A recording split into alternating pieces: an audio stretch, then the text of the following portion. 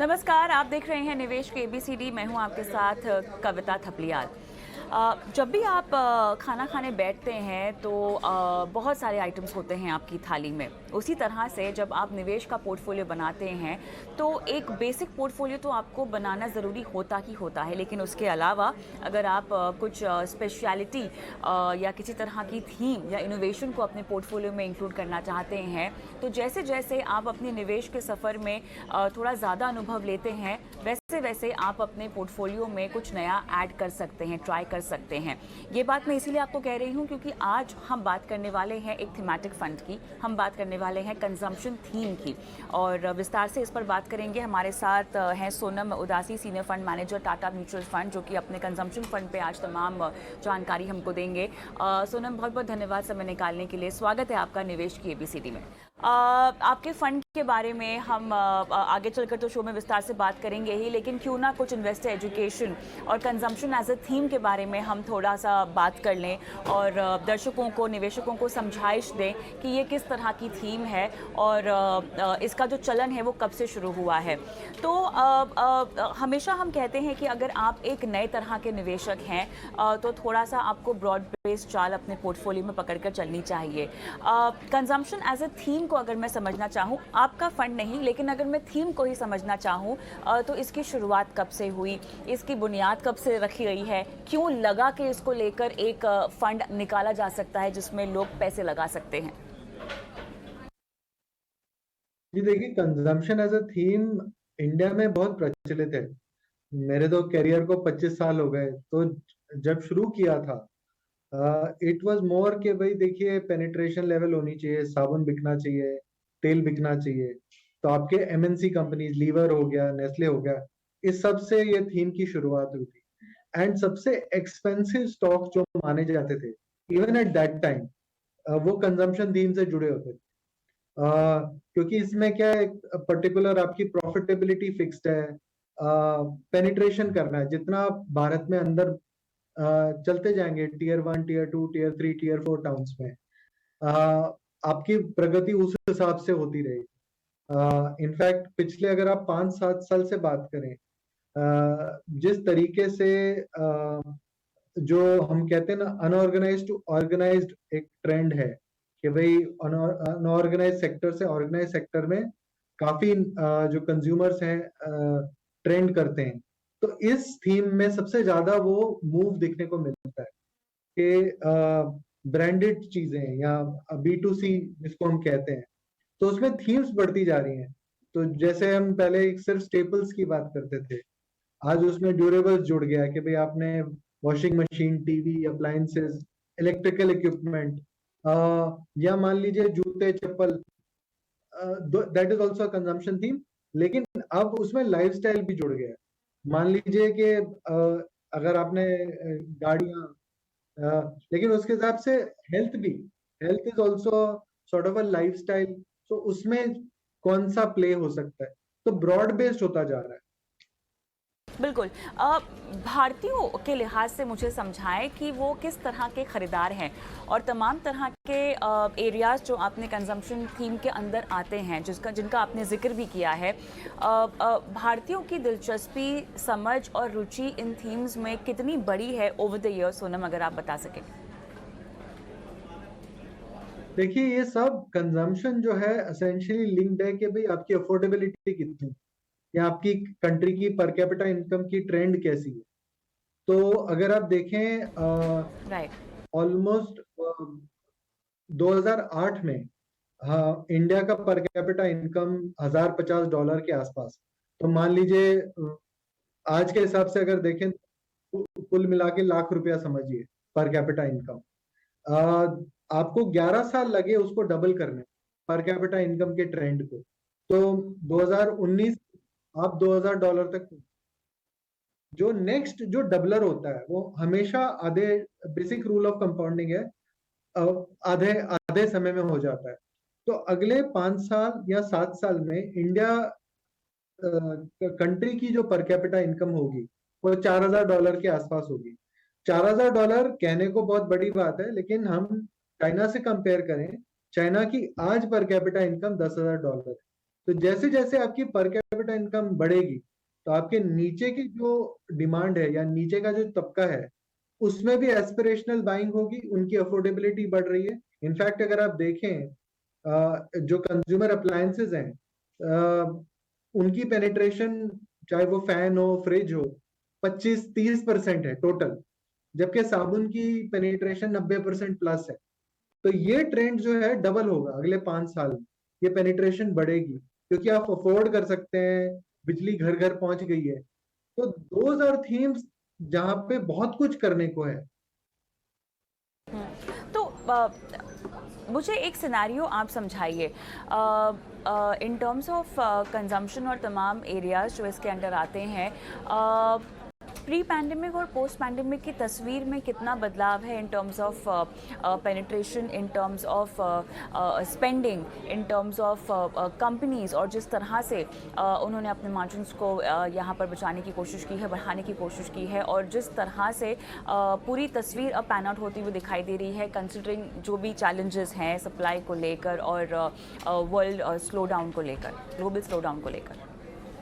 देखिए, जब आपकी per capita income trend upward trend करने लगती है, काफी सारे प्लेयर्स, काफी सारी जो इंडस्ट्रीज हैं, वो उनकी ग्रोथ धीरे धीरे एक मोमेंटम पकड़ने लगती है। अगर आप 5-7 साल पहले देखें, कंज्यूमर अप्लायंसेस जो कंपनीज हैं, अलग अलग नाम है उसमें, जो वॉशिंग मशीन बेच रही है या फैन बेच रही है, उनका जो मोमेंटम, जो रेवेन्यू मोमेंटम था, वो हार्डली कुछ डबल डिजिट होता था।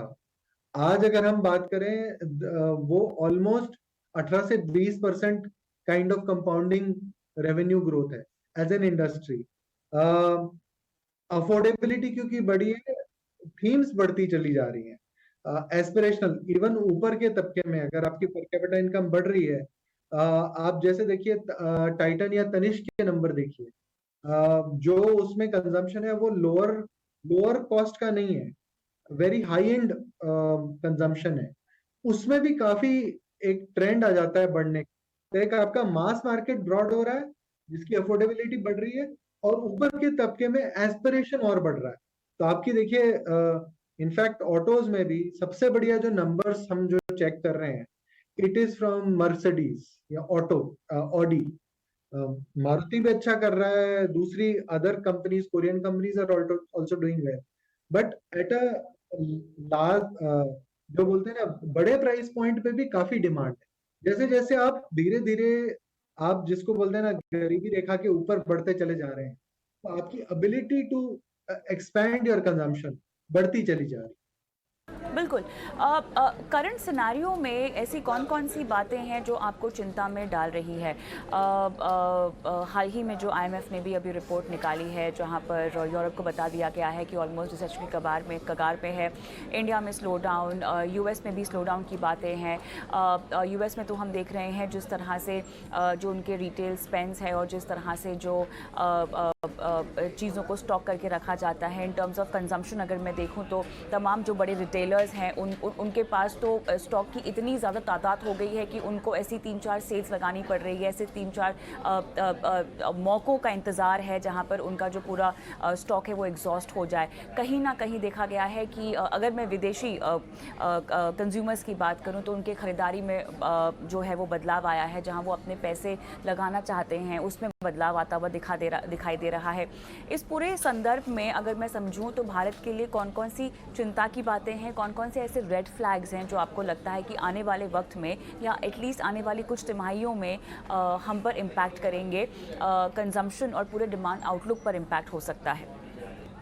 देखिए, जब भी ग्लोबल सिनेरियो में इस तरीके का वॉलेटिलिटी आता है, नेचुरली इंडिया या इंडिया कंज्यूमर पर भी बहुत सारे सवाल उठते हैं, कि देखिए इनके मार्जिन नहीं होंगे, या इंटरेस्ट रेट बढ़ेगी तो डिमांड घट जाएगी। ये मैं पिछले 25 साल से देख रहा हूँ एज अ ट्रेंड। सबसे सेकुलर जो है थीम अगर कहें तो इंडिया में वो कंजम्पशन है। क्योंकि आप इतने क्या बोलते हैं, रिच कंट्री नहीं है, you are still an aspiring country. तो आपको बहुत सारी ऐसी पॉकेट्स हैं जिससे नॉर्मल कंज्यूमर को बियॉन्ड अ पॉइंट फर्क नहीं पड़ता है। तो नेचुरली 1 क्वार्टर, 2 क्वार्टर, 3 क्वार्टर फर्क पड़ता है, डिमांड में भी फर्क आएगा। लेकिन जो भी ग्लोबली हो रहा है उसमें अगर आप देखें, आपका इन्फ्लेशन हमारा इंडिया में कहाँ से आता है? That comes from oil. Oil नीचे है पिछले 6 महीने से। आपका इन्फ्लेशन आता है कि भाई रॉ मटेरियल मेटल्स हो गया, उसमें आता है, वहां पे भी इन्फ्लेशन नीचे है पिछले 6 महीने से। तो जो ट्रेंड की अगर मैं बात करूं अगले 6 महीने के लिए, तो मुझे लगता है कि कंज्यूमर कंपनीज की मार्जिन यहाँ से बेटर होगी, स्ट्रॉन्गर होगी वर्स वर्सेस जो जून क्वार्टर में थी, क्योंकि उनका इनपुट कॉस्ट धीरे धीरे कम हो रहा है। पॉकेट्स में अभी भी थोड़ा बहुत इन्फ्लेशन है, अगर आप मिल्क प्राइस बोल लो या व्हीट प्राइस बोल लो, तो वहां पर इन्फ्लेशन है। लेकिन पॉइंट टू पॉइंट अगर देखूं, ऑन इनपुट कॉस्ट कोई बड़ा इंक्रीमेंटल प्रेशर यहां से नहीं दिखता है। द अदर पॉइंट जो जो सबसे बड़ा रेलेवेंस है, जब भी कोई ग्लोबली ऐसा कुछ आता है, ऐसा कोई इवेंट आता है, सबसे सबसे आपको धक्का तब लगता है जब आपने बाहर से कर्जा लिया हो। आपकी बैलेंस शीट में अगर कर्जा हो और आपने उस इंटरेस्ट पे वो धंधा क्रिएट किया हो। Most consumer companies in India, उनका कोई बारिंग वर्किंग कैपिटल, कोई डेट नहीं है। अब चाहे वो स्टेबल कंपनीज देख लीजिए, अप्लायंस कंपनी देख लीजिए, जूते चप्पल, जितने जो भी बेसिक कंजम्पशन आइटम्स है, उसमें कोई भी जो लिस्टेड एंटिटी है उसके पास कोई खास लेवरेज नहीं है। तो आप बाहर वाले से, बाहर का कोई कर्जा नहीं लिया हुआ है और आप इंक्रीमेंटली अपने दम पे चल रहे हैं। इनफैक्ट अगर आप कोविड की बात करें, the reason why you came back very strongly, कि आपने बाहर से कुछ लिया नहीं हुआ था, आपने खुद के कॉस्ट को बिल्कुल काटा और आप बढ़ते चले गए। तो आज भी अगर आप चैनल चेक करें, जो हम अभी भी कर रहे हैं, ये सीजन काफी अच्छा है। आप कह सकते हैं कि भाई ये पेंट अप डिमांड भी है, कोविड के बाद खुला है, तो ये देखना पड़ेगा कि ट्रेंड सस्टेनेबल है कि नहीं। I can tell you, in certain areas like autos, yeah, some appliances, especially washing machines, etc., there is being stock out on this side, कि भाई यहाँ माल धीरे अवेलेबल नहीं है, या जो जिस प्राइस पे चाहिए वो अवेलेबल नहीं है, वो दिखने लग गया है। अब हो सकता है वो दिसंबर में खत्म हो जाए, it just a pent up, but I am saying trend बहुत अच्छा है यहाँ पर। क्योंकि एक और चीज समझने की बात है, India is like every state जो है मिनी यूरोप है।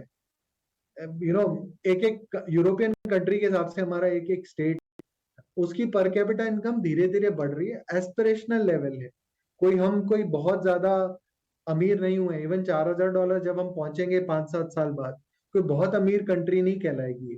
तो एस्पिरेशनल डिमांड है, बीच बीच में इसमें क्वार्टरली झटके आ सकता है, लेकिन it is a very very good phase to be. जिस तरीके का चाइना ने ग्रोथ ग्राफ देखा था कंजम्पशन में, वो आपको इंडिया में देखने को मिल सकता है अगले 5-7 साल में। तो अगर कोई अपॉर्चुनिटी बनी तो मेरे ख्याल से इन्वेस्टर्स इसमें और आएंगे, क्योंकि क्वालिटेटिवली ये बिजनेस बहुत अच्छा है, काफी बड़े मोट हैं। तो यहाँ पर जिस तरह से आप कह रहे हैं कि जिस तरह की डिमांड हमने चाइना में आते हुए देखी है सेक्टर की, भारत में भी अगले 5 साल का जो नज़रिया है आपको अच्छा दिखाई दे रहा है, लेकिन इस बीच में कहीं ना कहीं चाइना में स्लो डाउन हमारे लिए फ़ायदे की बात हो सकती है क्या? ये भी एक वजह है कि हमारा जो आउटलुक है, हमारी जो डिमांड है उसमें इजाफा होगा, क्या ये कारण हो सकता है? देखिए, उसमें तो वो एक्सपोर्ट लेड सेक्टर को उसमें कोई फायदा होगा कि भाई जो कंपनी एक्सपोर्ट भी करती है उसको फायदा जरूर होगा कि भाई चाइना में स्लो डाउन है या कोविड रिलेटेड शटडाउन है, या मान लीजिए अमेरिका चाइना से इंक्रीमेंटली सामान नहीं लेना चाहता, तो उसका आपको फायदा हो सकता है। लेकिन जो मैं प्योर डोमेस्टिक कंजम्पशन की बात कर रहा हूँ, उसका वो चाइना से या यूरोप से या यूएस से कुछ लेना देना नहीं है। आप अपने दम पे चल रहे हैं, आप अपनी पर कैपिटा इनकम धीरे धीरे बढ़ाते जा रहे हैं, और जैसे जैसे आप बढ़ते जाएंगे, आप देखिए किस तरीके से टीवी का माध्यम या यूट्यूब का माध्यम हर जगह फैल गया है। मतलब डिजिटाइजेशन अगर आप बोल दें, तो जो भी टियर 3 टियर 4 का कंज्यूमर है वो एस्पिरेशनल होता जा रहा है। मतलब अब वो इनफैक्ट हमारी जो जनरेशन है, ये थर्ड जनरेशन है, हमारी आने वाली जनरेशन फोर्थ जनरेशन है जिसने कभी ब्लैक एंड व्हाइट देखा ही नहीं होगा। उसने सिर्फ कलर देखा है, उसकी दुनिया केवल रंगीन है, तो उनके लिए ये पर्सपेक्टिव एस्पिरेशनल है। तो जब आपका जो मास है, यंग पॉपुलेशन है, वो एस्पिरेशनल होता जाता है, धीरे धीरे जो आपका कंजम्पशन ट्रेंड है that will continue to pick up. तो आपका हो सकता है कि देखिए, क्योंकि ग्लोबली एक स्लो डाउन है, तो थोड़ा बहुत वॉलेटिलिटी आ सकती है, थीम है, आ सकती है, लेकिन स्ट्रक्चरली मैं कहूंगा कि इतनी स्ट्रॉन्ग सेकुलर थीम है, as a theme it will do very well in the next 5 years। बीच में हो सकता है 6 महीने आपको झटका लगे, लेकिन ये धंधा क्वालिटेटिवली इतना मजबूत होता जा रहा है, जिस हिसाब से आपके बैरियर टू एंट्री हैं, डिस्ट्रीब्यूशन के, कस्टमर अंडरस्टैंडिंग के, हम डिस्क्रिशनरी की बात करें, इनफैक्ट अगर हम बोलें कि हाउसिंग डिमांड बहुत तेजी में है, इंफ्रास्ट्रक्चर डिमांड बहुत तेजी में है, मोस्ट घर्स में, चाहे वो पेंटिंग ले लीजिए, प्लाईवुड ले लीजिए, सैनिटरी वेयर ले लीजिए, क्या एस्पिरेशन नहीं है? That is also one consumer segment that will do very very well in the next 5 years। Okay. तो अब मुझे ये समझाएं कि बढ़ती ब्याज दरों का जो सिलसिला है ये जल्दी थमता हुआ तो नहीं दिखाई दे रहा है। तो सोनम, किस तरह का प्रभाव इस सेक्टर पर कितना आएगा, किन किन एरियाज पर आएगा, कैसे आप भांप रहे हैं इसको कुछ तिमाहियों के लिए आगे चलकर? देखिए, ये you are right in the sense कि देखिए एक थोड़ा सा स्लो डाउन दिखता है कि भाई पेंट अप डिमांड हो गई, इंटरेस्ट रेट बढ़ गए, तो हो सकता है जो आप हाउसिंग डिमांड जो देख रहे हैं आज, वो शायद जनवरी के आसपास थोड़ी धीरे धीरे थमने लगे। बट ये मैंने देखा है हमेशा कि जब भी आप कोई डिसीजन लेते हैं, खासकर जो कंज्यूमर है, मैं कॉर्पोरेट्स की बात नहीं कर रहा हूँ, कंज्यूमर जो डिसीजन लेता है वो हमेशा, चाहे वो इंटरेस्ट रेट कैसा भी हो, वो घर इस लेना छोड़ नहीं देता है, या वो ईएमआई इज वन कंपोनेंट। वो देखता है कि भाई मेरी जो जॉब प्रोस्पेक्ट है या मेरी जो इनकम प्रोस्पेक्ट है वो यहाँ से बेटर होने वाली है कि नहीं, मेरी डिमांड क्या है। तो आज अगर आप ईपीएफओ का डेटा देखें, जो ईपीएफओ में जो number of employees are being added, जिस तरीके का तेजी है उसमें, या इवन अगर आप देखें in terms of unemployment rate in India slowly slowly coming of, that tells you कि भाई देखिए, मैं कि इंटरेस्ट रेट जरूर इसमें एक एक बोलते हैं ना, एक ठहराव लाएगा, लेकिन उसमें उसमें एकदम गिरने का अभी तक तो मुझे नहीं दिख रहा है। इनफैक्ट अभी तक के जो चैनल चेक बता रहे हैं, कंजम्पशन में कोई खास स्लो डाउन किसी भी सेगमेंट में नहीं दिख रहा है। अब कंपनियों के लिहाज से आपकी उम्मीद उनसे क्या है, जिन भी कंपनियों का आप तमाम क्षेत्रों में से अब कर रहे हैं, किस तरह की ट्रैजेक्टरी दिखाई दे रही है, और कौन कौन सी ऐसी बातें हैं जिन पर आपकी पैनी नज़र बनी हुई है 2 तिमाहियों और 3 तिमाहियों के नज़रिए से, अगर मैं समझना चाहूँ तो? देखिए, पहले पॉजिटिव ये कि इनपुट कॉस्ट प्रेशर जो है इंडस्ट्री पे वो कम हो रहा है, चाहे वो ऑयल के वजह से हो, चाहे वो पाम ऑयल के वजह से हो, तो आप अपनी मार्जिन्स मेंटेन करेंगे, तो आपकी रेवेन्यू ग्रोथ वैसे ही ठीक ठाक थी, आपके मार्जिन्स दिसंबर क्वार्टर ऑनवर्ड्स थोड़े बेटर दिखेंगे। इवन ऑटो कंपनीज जो स्टील की माल झेल रहे थे या एल्यूमिनियम की माल झेल रहे थे, उनको भी इंक्रीमेंटली यहाँ से मार्जिन सस्टेन करने में दिक्कत नहीं आनी चाहिए, तो वो पॉजिटिव हो गया। और वो शायद आपको एबिलिटी देगा कि अगर मान लीजिए कि डिमांड थोड़ी थमने लगी, तो आप उसको प्राइस कट करके डिमांड को मोमेंटम में ला सकते हैं, but that is positive. Negative side, data जो देखने जैसा है कि ये क्या ये डिमांड पेंट अप डिमांड है, और यहाँ से थोड़ा एक इसमें पॉज आ जाएगा, और आएगा तो कितने दिन के लिए आएगा। जो मेरा अनुभव कहता है, बियॉन्ड 1 क्वार्टर 2 क्वार्टर इंडिया में कंजम्पशन रुकता नहीं है, क्योंकि हम अब 130 बिलियन जनता है, कोई ना कोई तो कहीं ना कहीं कुछ ना कुछ कंज्यूम करेगा। आ, आ, हम लोग सिर्फ देखते हैं कि जो जो पॉपुलेशन का इनकम ग्राफ कैसे जा रहा है, क्या उसमें जॉब्स में डेटा अच्छा है क्या, या जो एसएमई लैंडिंग है। इनफैक्ट अगर इंडिया के लिए स्पेसिफिकली बात करूं, बाय 2024 हमारे यहाँ बहुत सारे इलेक्शंस लड़े जाएंगे, और जनरली ये देखा गया है, जैसे जैसे you come closer to the election, government start to spend, मतलब गवर्नमेंट स्पेंडिंग बढ़ जाती है। और वो गवर्नमेंट इनफैक्ट कई, अगर आप स्टेट्स की बात करें, सेंटर की बात करें, सबका ये कहना है कि भाई हमको रूरल इनकम को डबल करना है। तो अगर आपका थीम ही ये है कि भाई टीयर 3 टीयर 4 को किसी तरीके से तबके को ऊपर करना है इनकम लेवल पे, तो ये सब बहुत अच्छा टेलविंड है ओवरऑल कंजम्पशन थीम के लिए। सो मैं अगर इस तरीके से देखूं, मैं मानता हूं कि बाहर की जो दुनिया है उसमें बहुत ग्रे एरियाज हैं, नेगेटिव हैं, बट अगर मैं प्योर डोमेस्टिक की बात करता हूं तो उसमें मुझे हो सकता है मैं वैल्यूएशन पे कंसर्न हूँ कि यार ये बहुत सारी कंपनीज बहुत एक्सपेंसिव होती जा रही हैं, कि इस प्राइस पे मुझे देखना चाहिए या नहीं। But as a theme I am not very negative. अब मुझे थोड़ा सा निवेशक के नज़रिए से ये समझना है कि इस तरह की थीम को आपके पूरे निवेश पोर्टफोलियो के बुके में अगर शामिल करना हो तो किन किन बातों को फैक्टर इन करना चाहिए, क्योंकि इस तरह की थीम बेस में कितना एलोकेशन करते हैं और किस तरह से आप अपनी टाइम होराइजन लाइनअप करते हैं, काफ़ी चीज़ें मायने रखती हैं, क्योंकि बहुत सारे ऐसे फैक्टर्स हैं जिस पर इस तरह के थीमेटिक फंड्स जो हैं इम्पैक्ट होता है, उनका असर पड़ता है, उनकी चाल बदलती है उसके मुताबिक।